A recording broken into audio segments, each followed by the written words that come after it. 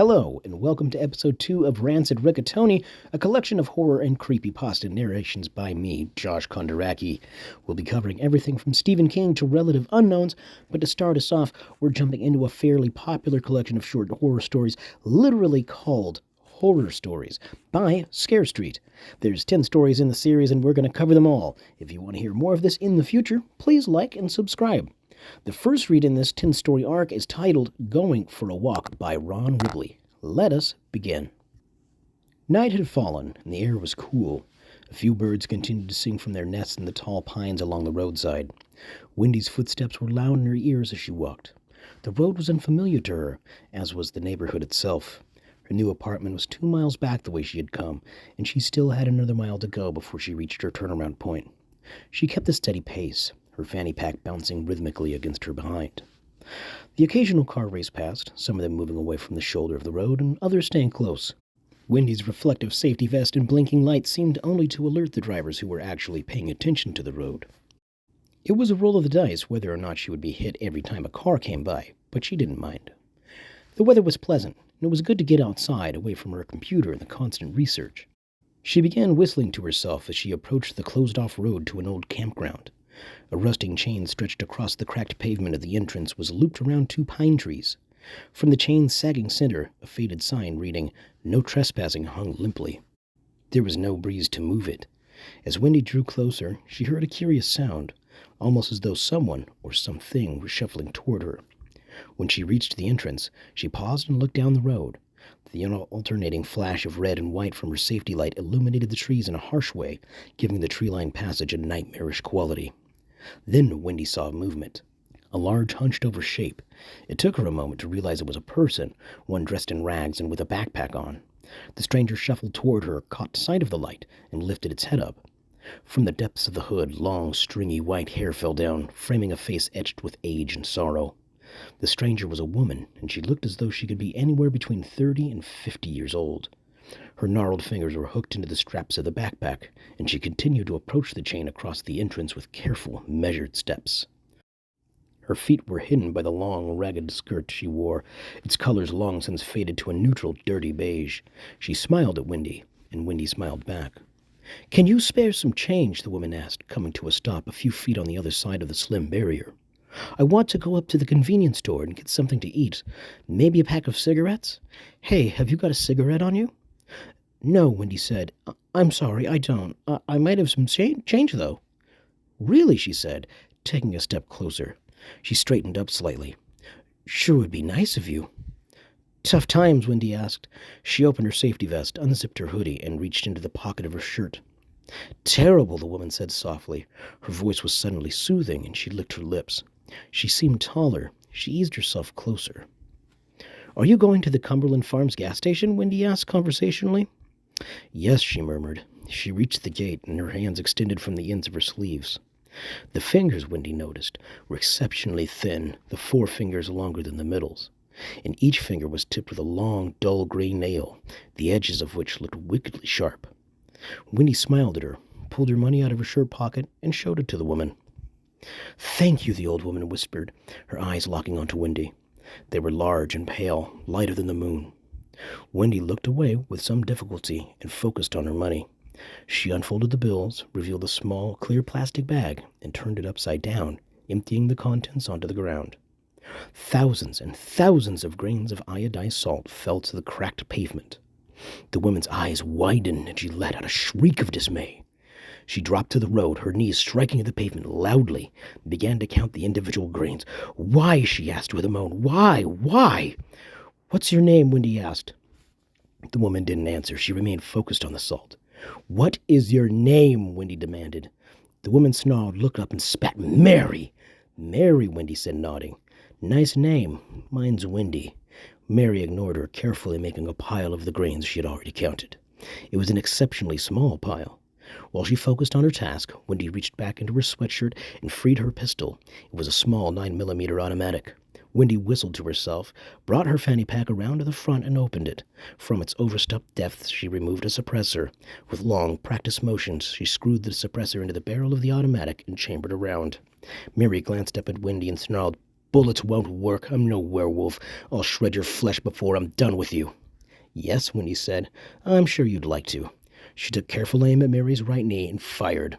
The pistol gave a small bark, and the right knee, the entire joint, vanished. The specially cast gold hollow-tip round destroyed it. Mary let out a shriek of rage, but she continued to count. She couldn't stop herself. Wendy stepped over the chain and kicked the severed lower leg away. A foul, stinking black ichor leaked from the wound, but nothing more. It has been a while since you've eaten, Wendy said, walking around to the other side of her. Guess the jogger who disappeared last month was your last meal? Shut up, Mary snapped as she continued to count. Wendy shrugged, lined up a shot on Mary's left knee, and pulled the trigger. Mary let out a torrent of angry words which sounded vaguely Gaelic, but still couldn't turn away from the salt. Cautiously, Wendy kicked the left leg away, glanced at the salt pile, which was diminishing rapidly, and brought her pistol up again. Her heart fluttered. She had come to the most dangerous part of the task. A shot to the throat, and even the banshee's compulsive need to count would be overridden by the desire to survive. Mary might not attack her, but the creature could certainly slip away into darkness. Severing the arms would also free Mary of the compulsion to count, and depending on how strong she was, she might be able to attack Wendy without her limbs. But she hadn't been hunting Boban Sith banshees for 30 years to give up or shrink away.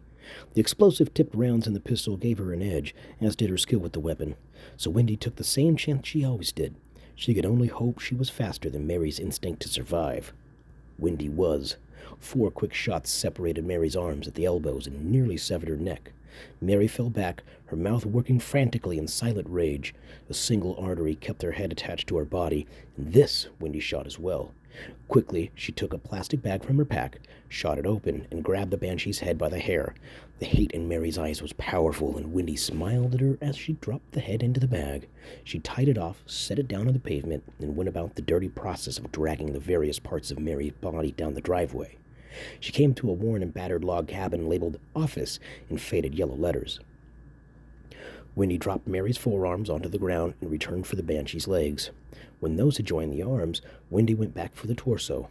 By the time she had gotten it to the others, she was sweating and shaking her head at the stink coming off of her clothes. Finally, Wendy went back for Mary's head. She could see the banshee's lips working beneath the plastic. With a sigh, Wendy picked up the bag by its knot and kept it at arm's length. She didn't need Mary to bite through the bag. And that's how hunters die, Wendy thought. One moment of forgetfulness, a split second of stupidity. When Wendy got to the pile that remained of Mary's body, she set the banshee's head down on one side. She was an old creature, from what Wendy could tell. A sense of power exuded from Mary, even dismembered as she was. And Wendy felt better. The old ones traveled alone. They knew better than to hunt in groups. Too many people missing, and the local folk get concerned. It was best to snatch one or two, and made the Boban Sith harder to find. Unless you know what to look for, Wendy thought. She had been tracking Mary's movements for nearly a year. The banshee had worked her way from upstate New York, down to the city, up into Connecticut, to the tip of Maine, and back into New Hampshire. Almost a dozen dead. Runners, walkers, joggers. People who could conceivably go missing. Victims of unknown crimes. Wendy straightened up, took her can of lighter fluid out of her pack, and flipped it open. Something cried. A low whining. She stopped, the container poised above the remains. Wendy looked around and saw that the door to the office was ajar. Whatever it was cried again, and the sound came from the building. Oh, Jesus, Wendy thought, putting the lighter fluid down on the ground. Is there a kid in there? She pulled a fresh magazine out of the pack, ejected the one in the pistol, and replaced it quickly. She chambered around, took a firm grip on the weapon, and advanced toward the structure. The cries increased in volume, each plaintive sound pulling at her. Wendy steeled herself against the possibility of a bitten child. In all of her years, hunting the undead, she had only had to put one young boy down. She still had nightmares about it. Wendy took a deep breath, gently climbed up the stairs, and pushed the door fully open with her left hand. Her flashlight flickered and cast strange shadows around the room. She smelled earth and death, age and sorrow. The room was barren of furniture, but in the corner was a pile of blankets, and from the worn fabric she saw a small face peering at her. A little girl, dark-haired, and with exceptionally white skin. Wendy lowered the pistol slightly, and then saw the girl's eyes, pale, exactly like Mary's. As Wendy went to bring the weapon back up, the girl hissed. The vicious and needle-shaped teeth of a Boban Sith glared from her mouth. Sharp, gray nails extended from the tips of the girl's fingers. Before Wendy could pull the trigger, something slammed into her, and she shot wildly into the ceiling. Wendy was sent spinning into the far wall. The girl launched herself out of the blankets, and a smaller child scrambled over Wendy. The disturbing clack of miniature hooves on the worn floorboards rang out, a harsh reminder of the lost humanity of the turned children. The gun was quickly ripped from Wendy's hand and thrown across the room. Long fingernails latched onto her wrist, punching deep into her flesh and penetrating her veins. Even as she struggled to shake the child off, the girl landed on Wendy's chest. Her sternum cracked and her ribs shattered. She jerked Wendy's head back, drove her long nails into Wendy's throat. Wendy winced as dry lips attached themselves to the wounds on her throat, and the young banshee began to drink. The instant loss of blood sapped Wendy of her strength. Her efforts to free herself become no more potent than a fish flopping on the bottom of a canoe. The thrum of her blood in the ears sank to a dull murmur. Her heartbeat slowed. Slowly, her consciousness faded, and Wendy was left with one terrible thought. Dear God, they're not going to kill me.